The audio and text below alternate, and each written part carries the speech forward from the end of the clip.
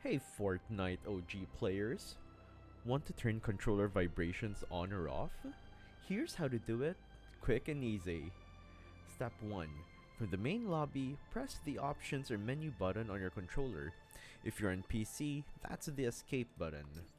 Next, go to the settings gear icon. Then scroll over to the controller tab. That's the one with the gamepad icon. Step 3.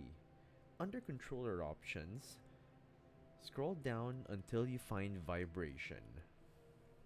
Now just toggle it on or off depending on your preference. Turning it off can give you a more stable aim, especially in intense fights.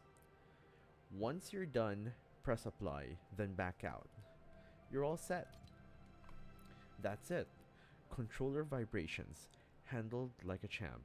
Whether you're going for cleaner aim or more immersive feedback, now you've got full control. Drop a like if this helped, and follow for more quick Fortnite tips. GG!